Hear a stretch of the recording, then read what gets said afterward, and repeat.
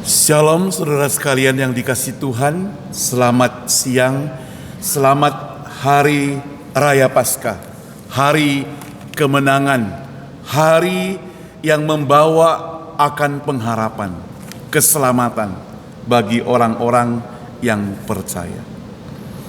Hari ini kita akan sama-sama merenungkan satu tema saudara yang saya beri judul Fakta Kebangkitan Tuhan Yesus. Fakta kebangkitan Tuhan Yesus. Mari kita berdoa. Bapa di surga, kami berterima kasih kepadamu karena pada waktu-waktu seperti hari ini,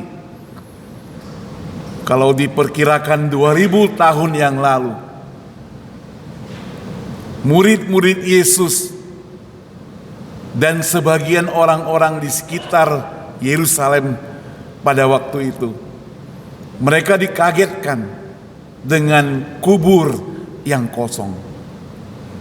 Mereka boleh menyaksikan fakta bahwa Yesus sudah bangkit. Dan itu berlaku sampai hari Tuhan, dan ketika hari ini kami mau merenungkan kembali, pakailah waktu yang singkat ini Tuhan, supaya kami benar-benar mengerti, benar-benar memahami, bahkan benar-benar percaya akan firman Tuhan ini. Dalam nama Tuhan Yesus kami berdoa. Amin. Saya mengajak kita membaca Alkitab di dalam Yohanes pasal 20, saudara, ayat yang pertama sampai ayat yang ke-10. Saya bacakan buat kita semuanya. Yohanes 20 ayat pertama sampai ayat 20. Demikian firman Tuhan. Pada hari pertama minggu itu, pagi-pagi benar ketika hari masih gelap, pergilah Maria Magdalena ke kubur itu, dan ia melihat bahwa batu telah diambil dari kubur. Ia berlari-lari mendapatkan Simon Petrus dan murid yang lain yang dikasihi Yesus, dan berkata kepada mereka, Tuhan telah diambil orang dari kuburnya, dan kami tidak tahu di mana ia diletakkan. Ayat ketiga, maka berangkatlah Petrus dan murid-murid lain itu ke kubur. Keduanya berlari bersama-sama, tetapi murid yang lain itu berlari lebih cepat daripada Petrus, sehingga lebih dahulu sampai di kubur. Ia menjenguk ke dalam dan melihat kain kafan terletak di tanah, akan tetapi ia tidak masuk ke dalam. Maka datanglah Simon Petrus juga menyusul dia dan masuk ke dalam kubur itu.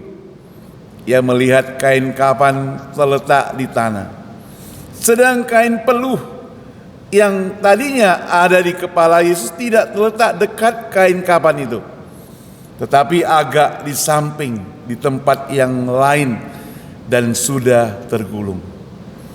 Maka masuklah juga murid-murid yang lain yang lebih dahulu sampai di kubur itu dan melihatnya dan percaya. Sebab selama itu mereka belum mengerti isi kitab suci yang mengatakan bahwa ia harus bangkit dari antara orang mati. Lalu pulanglah kedua murid itu ke rumah. Saudara yang saya kasih Tuhan, Injil ini yang kita baca ditulis oleh Yohanes. Kemudian kita melihat bahwa ada perbedaan murid Yesus dan dengan murid yang lain, terutama Simon Petrus. Simon Petrus memiliki kecenderungan ingin lebih daripada murid-murid yang lain. Ingat ketika murid-murid yang lain katakan, Yesus katakan murid-murid yang lain akan melarikan diri, Petrus mengatakan, saya tidak akan melarikan diri. Nyawaku pun akan kuberikan kepada Yesus. Dan Yesus menegur dia sebelum ayam berkokok 2 kali. engkau telah menyangkal aku 3 kali. Petrus juga orang yang lebih dahulu menarik tangan Tuhan Yesus ketika Yesus mau pergi ke Yerusalem.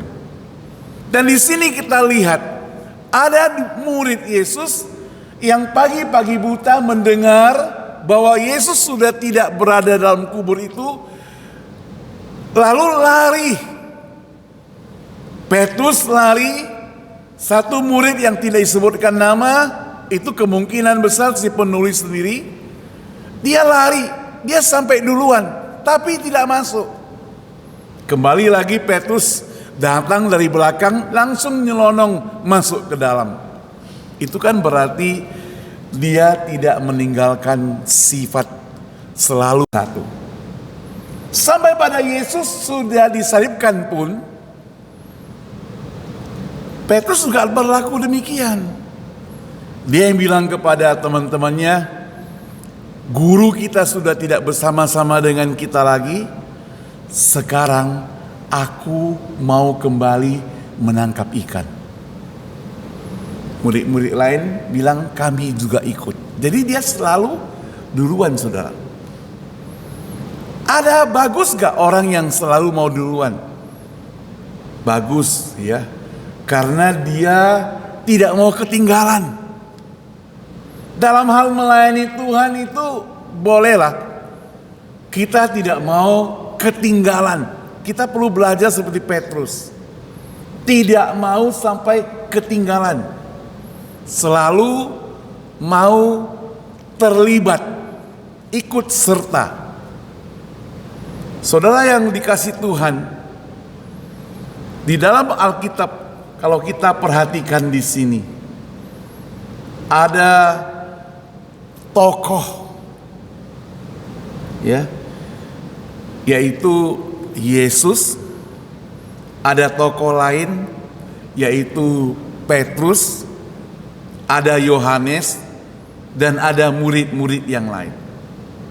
Mereka boleh menyaksikan bahwa Yesus yang kemarin dulu disalibkan itu bangkit dan tidak ada dalam kubur lagi. Nah, kebangkitan Yesus itu apakah dipercaya oleh semua orang? Tidak, saudara, ya. Kenapa? Karena ada orang yang punya pendapat lain. Di kalangan sekuler misalnya, atau di kalangan pandangan kepercayaan lain misalnya. Secara tradisi, ada orang yang bukan Kristen, mereka berpendapat bahwa Yesus tidak disalibkan, melainkan diganti oleh orang lain yang mirip-mirip dengan Yesus. Nah, ini pandangan yang sesat, yang tidak sesuai dengan firman Tuhan. Saudara, di Filipina menjelang Paskah, waktu hari-hari penyaliban Yesus, ada banyak orang yang mau tiru apa? Tiru Yesus disalibkan. Jadi mereka berdiri, mereka angkat salib, berjalan, kemudian ikut juga dicambuk dan sebagainya. Nah, kemarin saya dikirim oleh seorang teman video yang sedemikian rupa. Jadi ada orang yang memperagakan Yesus disalibkan, dia dicambuk, dia ditendang dan sebagainya, tapi dia gak sabar. Dia jengkel, dia lempar salibnya. Ya, kemudian marah-marah dia. Saudara, Yesus tidak demikian. Kalau kita perhatikan, Yesus dalam Alkitab dan pernah difilmkan beberapa kali, yang terkenal itu The Passion of the Christ, bahwa Yesus diperagakan, dicambuk habis-habisan, dipukul habis-habisan, disiksa. Betapa mengerikan, sadis sekali. dan dia tidak mencoba melarikan diri. Sekarang yang menjadi pertanyaan, mengapa orang tidak percaya Yesus bangkit? Sejak zaman Rasul, saudara, hingga saat ini ada saja pihak yang meragukan atau menolak, mereka yang menolak ajaran tentang kebangkitan Yesus. Alasan mereka adalah ada keraguan historis, katanya sejarah. Beberapa orang menganggap kisah kebangkitan itu hanyalah mitos, legenda, cerita-cerita masa lalu. Yang ada lagi yang menafsir secara alternatif, ada yang menafsirkan bahwa Yesus tidak benar-benar mati, sehingga kebangkitannya dianggap mustahil. Seperti tadi, misalnya ada satu orang yang belakangan ini muncul di mana-mana, Zakir Naik, ya. Dia berpendapat Yesus hanya seperti Yunus yang tidak mati, yang hanya di perut ikan, sehingga Yesus pun tidak mati dikubur. Nah, ini ajaran-ajaran yang menyesatkan. Pengaruh kritik Alkitabiah, ya, sejak era pencerahan, saudara, kritik terhadap keaslian dan keakurat Injil membuat sebagian orang itu menolak kebangkitan Yesus sebagai fakta sejarah, melainkan sebagai konstruksi teologis atau simbolis. Ada juga tokoh-tokoh yang tidak percaya bahwa Yesus bangkit. Di dalam teologi, orang yang mempelajari tentang Allah, ada yang disebut teologi liberal, di mana mereka itu sangat liberal sekali. Ada orang yang bernama Bruno Bauer, dikatakan Yesus adalah tokoh buatan, bukan sosok historis yang nyata, katanya. Injil itu dianggap sebagai adaptasi dari ide politik dan agama, bukan catatan sejarah. Itu suka-suka hati dia ngomong, ya. Ada satu lagi yang bernama Arthur Drew, dikatakan Yesus itu hanyalah mitos yang diambil dari kultus Gnostik dan dewa-dewa yang mati bangkit pada waktu itu. Jadi kekristenan dinilai mengadopsi mitos-mitos atau kumpulan fakta sejarah. Nah, itu yang mereka lakukan untuk menolak.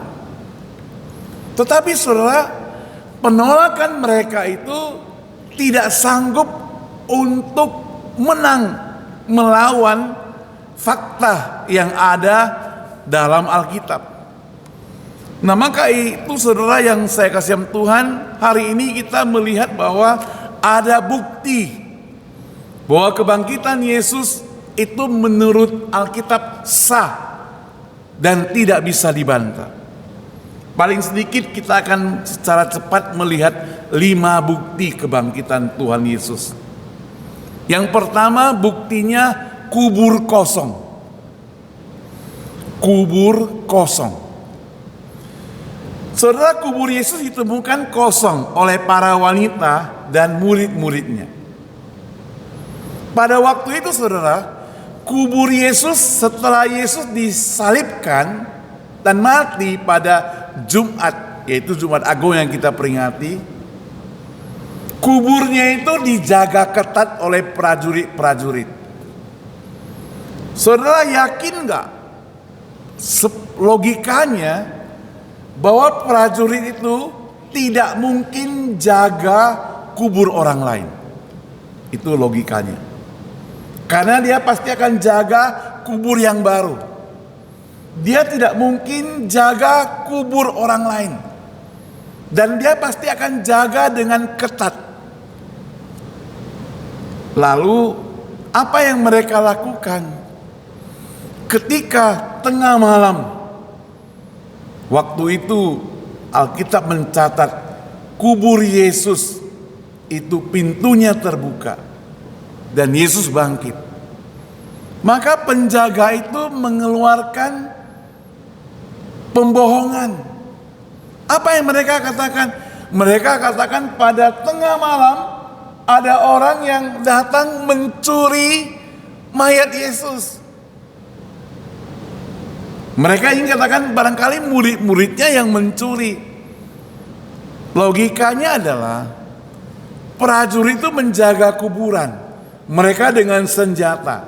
Sekarang murid Yesus tanpa senjata, tengah malam datang mencuri mayat, kenapa tidak ditangkap? Lalu kalau sebagai orang yang menjaga kuburan, dan itu prajurit yang menjaga kuburan, mesti dia bertanggung jawab terhadap ini, saudara. Sehingga apa? Sehingga kalau ada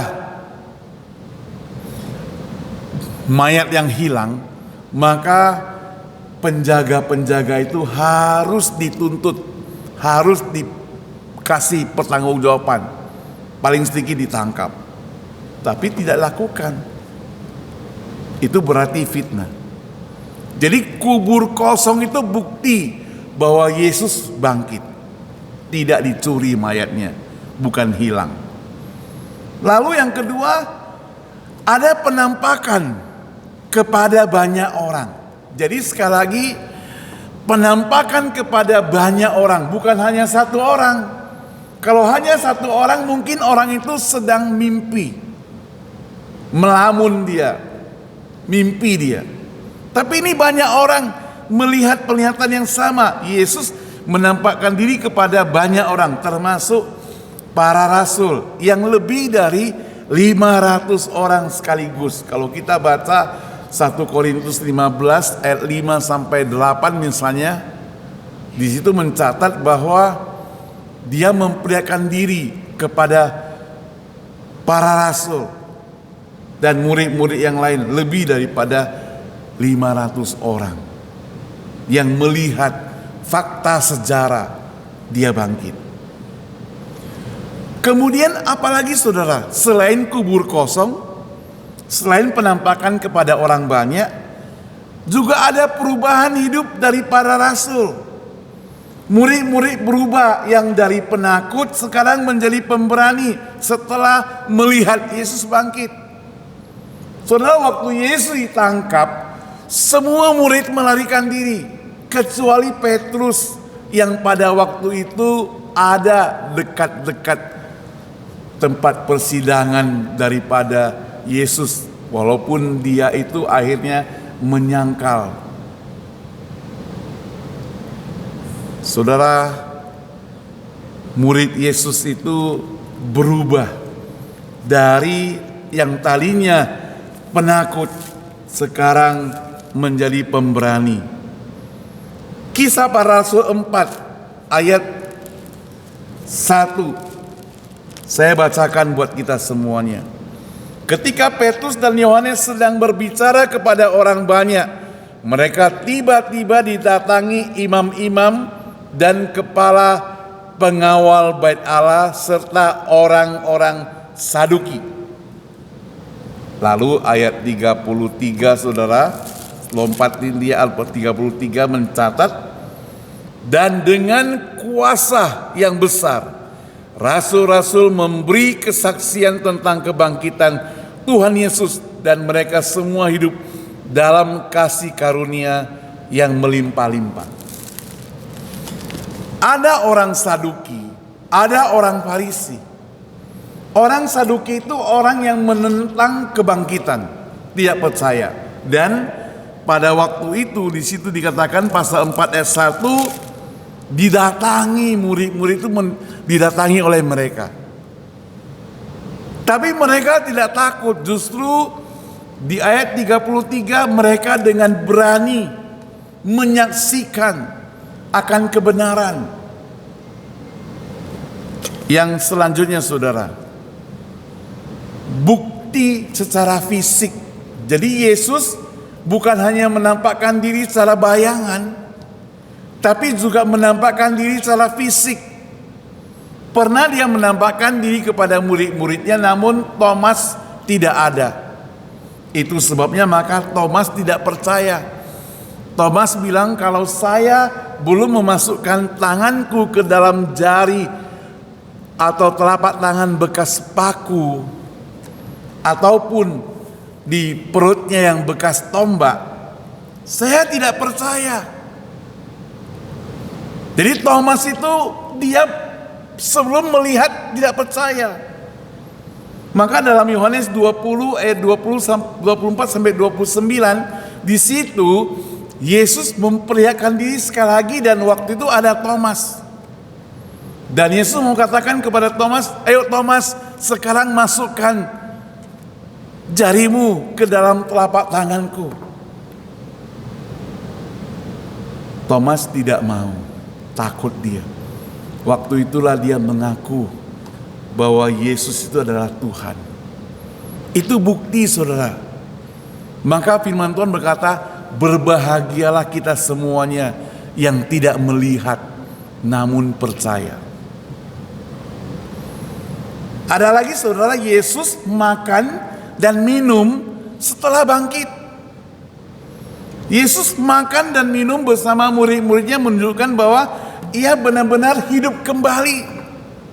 Di tepi pantai, ia bersama-sama makan, sarapan, ada ikan bakarnya bersama dengan murid-murid lainnya. Jadi itu membuktikan bahwa Yesus benar-benar bangkit. Saudara, dari deretan ini masih banyak lagi, tapi kita tidak melihat lagi yang lain. Firman Tuhan ingin membuktikan bahwa Yesus yang kita sembah bukan Yesus yang mati habis.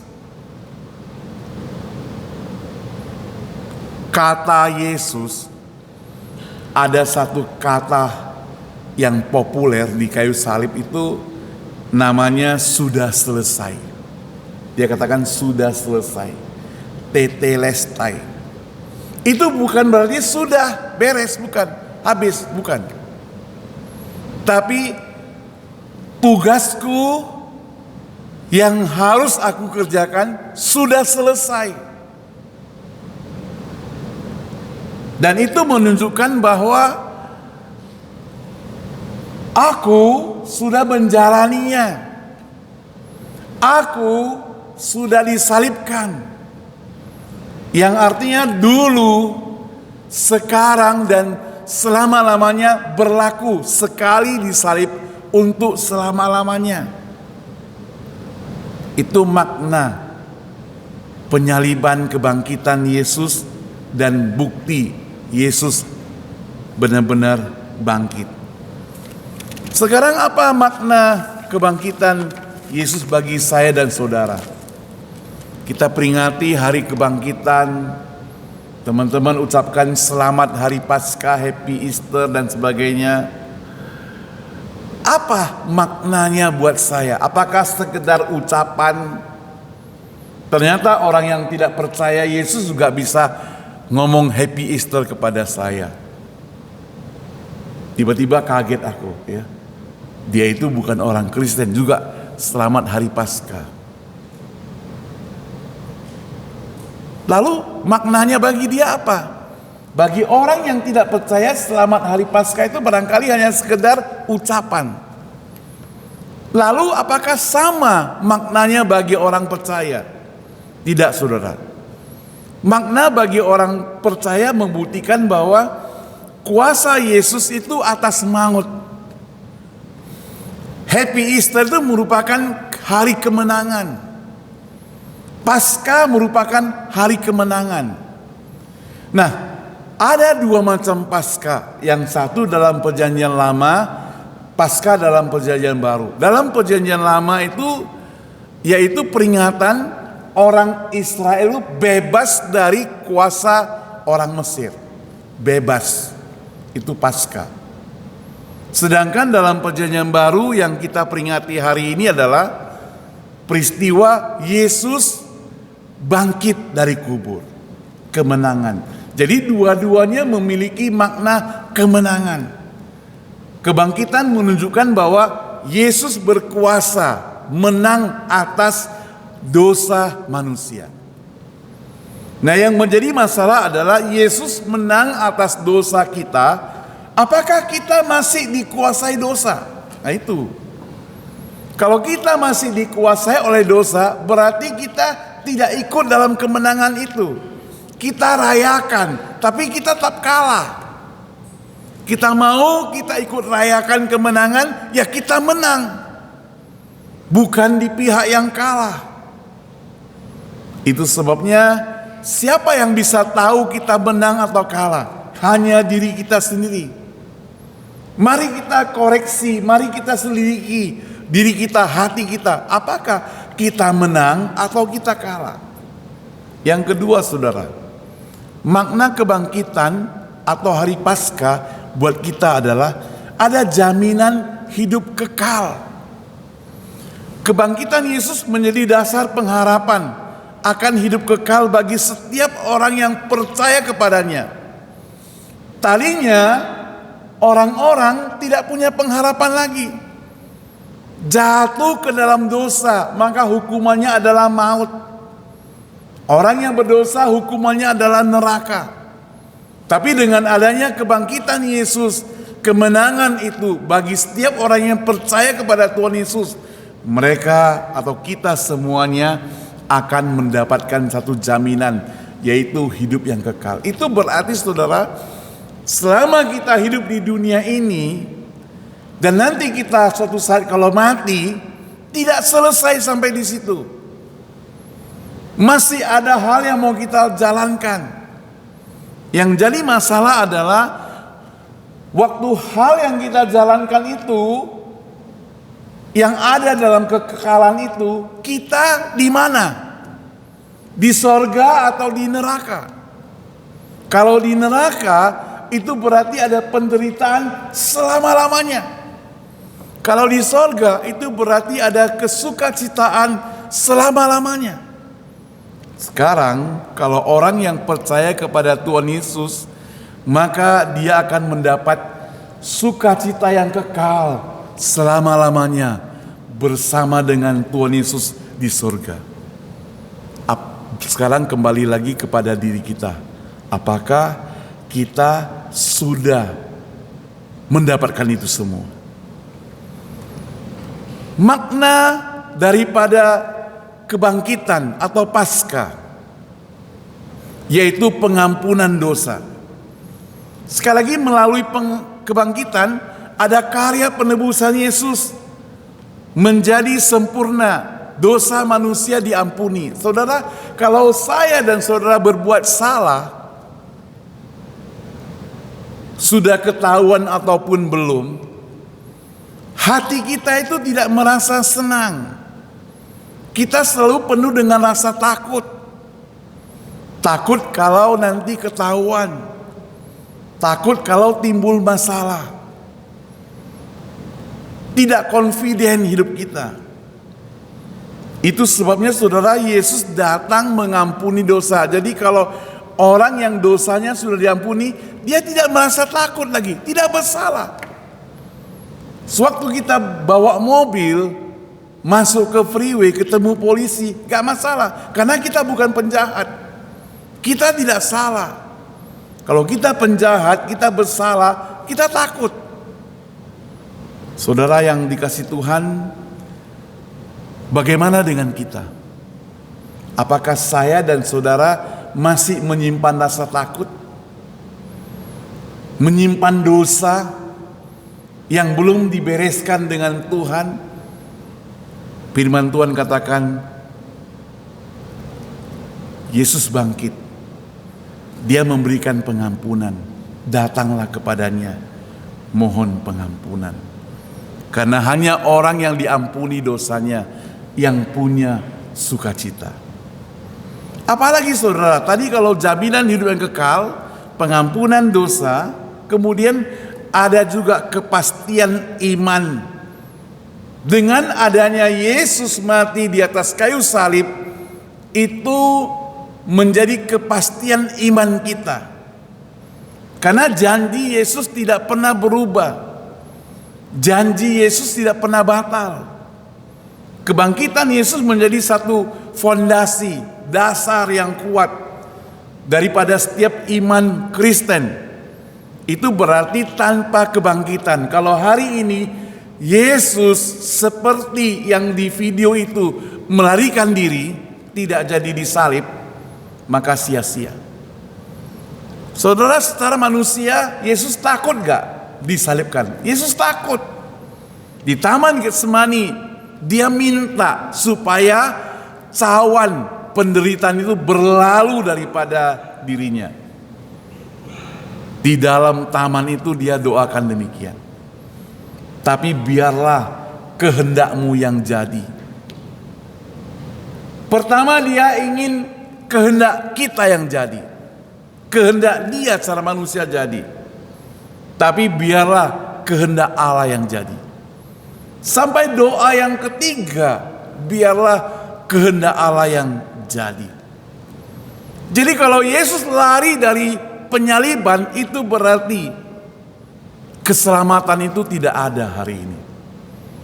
Keselamatan tidak ada. Ada seorang pendeta kejebak dengan kata-katanya. Waktu seorang bertanya kepada dia, apakah semua agama itu sama? Dia bilang, ya, semua agama sama. Lalu si penanya katakan, kalau semua agama sama, kenapa kamu tidak mau ikut agama saya aja gitu. Pendeta itu kejebak dengan kalimat itu. Saudara, tidak sama. Tidak semua agama tidak sama, saudara. Khususnya orang percaya, kita Kristen yang selamat dengan percaya kepada Tuhan Yesus sebagai juru selamat. Maka ada superiornya, ada Yesus yang menyelamatkan, itu yang membuat tidak sama. Ada jalan keselamatan. Yesus berkata, akulah jalan keselamatan itu. Firman Tuhan berkata, di bawah kolong langit tidak ada satu nama pun yang dapat menyelamatkan kita kecuali di dalam nama Yesus Kristus. Firman Tuhan katakan, percayalah akan Tuhan Yesus maka engkau akan selamat, bahkan engkau beserta dengan isi rumahmu. Jadi itu fondasi kita. Hanya Yesus. Tidak ada keselamatan yang lain, saudara. Janji manusia bisa berubah. Janji presiden bisa berubah. Siapapun yang paling kuat, termasuk Donald Trump misalnya. Banyak hal yang mungkin orang mau senang dengan keputusannya misalnya. Tapi juga itu sifatnya sementara, karena dia manusia. Pemimpin tertinggi yang terhebat di dunia ini, itu juga sementara. Karena mereka semua manusia. Hanya keputusan daripada Yesus, Allah yang hidup itu, yang bersifat kekal. Apa makna kebangkitan Yesus bagi engkau dan saya? Memotivasikan kita hidup baru, saudara. Karena hanya orang percaya kepada Yesus yang hidupnya bisa berubah. Tadinya mungkin hidup kita sudah patah semangat, kita sudah tidak ada nafsu bekerja, tidak ada nafsu untuk bangkit, tapi ada Yesus membangkitkan kita lagi dalam sebuah kehidupan. Saudara, kebangkitan Yesus memberikan kekuatan hidup dalam kebenaran dan kemenangan atas dosa. Orang yang lumpuh 38 tahun di tepi kolam, dia dapat berjalan kembali. Itu karena ada Yesus, Sang Juru Selamat itu. Dan harus ada perubahan hidup. Orang yang dibenci, orang yang kaya tapi dibenci banyak orang. Sakeus misalnya, ada pertemuan dengan Yesus, dia bertobat, percaya pada Yesus. Hidupnya berubah. Hidup baru. Saya lihat di sini ternyata saudara, kekayaan tidak membuat orang bersukacita. Sakeus itu orang kaya saudara, banyak duitnya. Tapi dia tidak punya sukacita, teman gak ada. Kemana-mana dia dibenci orang. Uangnya banyak. Supaya tidak dibenci bagaimana? Hidup itu harus berubah. Kita perlu evaluasi hidup kita saudara. Mungkin kita lebih punya segala-galanya. Tapi kenapa hidup kita ini tidak merasa damai? Saudara, teman tidak bisa mengubah hidup kita. Karena teman terbatas. Kita sering menutup, merahasiakan pada teman-teman hidup kita. Itu sebab kita perlu ada komunikasi, perlu adanya yang disebut komunitas, cerita kepada orang yang bisa dipercaya. Pergumulan Anda, ibarat seorang psikolog katakan, kita mesti buang sampah dalam hidup ini ke orang lain. Ceritakan. Kita tidak bisa simpan sendiri. Karena waktu kita ceritakan, kita lega. Makanya waktu saya ngobrol dengan teman saya, dia melayani di konseling. Saya tanya, kenapa orang yang konseling bisa bicara dengan kamu lama sekali? Dia bilang enggak, saya enggak ngomong sama dia kok. Jadi kok bisa lama? Dia yang ngomong katanya. Jadi orang itu yang ngomong ke dia terus menerus ngomong. Dia 1 jam, 2 jam, 3 jam. Dia ngomong. Nah orang yang ngomong ceritakan masalahnya terus menerus semua terbuka. Sampai habis-habisnya orang itu akan plong, lega. Karena kalau tidak dia simpan sendiri. Stres sendiri. Dan kalau dia sudah lega, ada perubahan hidup. Kita juga seperti demikian, ceritakan kepada Tuhan segala persoalan kita itu sampai kita lega dan kita berubah. Hidup kita itu juga boleh. Karena kita tidak percaya kepada manusia, hanya percaya pada Tuhan.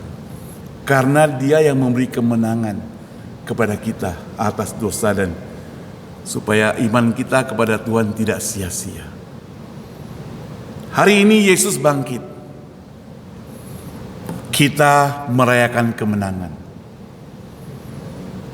Yesus sudah bangkit, jangan kita masih tergelepar. Yesus bangkit, kita mesti bangkit. Amin saudara. Yesus bangkit, kita mesti semangat. Yesus bangkit, kita mesti berubah. Makanya ada lagu, aku berubah, sungguh ku berubah. Aku berubah. Lebih cinta kepada Tuhan. Mari kita berdoa.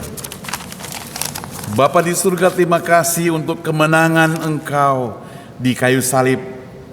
Tidak gampang Engkau memerangi hidup ini mencapai kemenangan.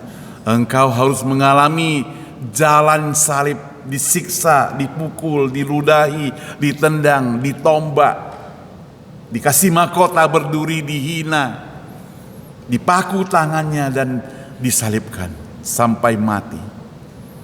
Tapi demi mengasihi kami semuanya, Engkau rela melakukannya.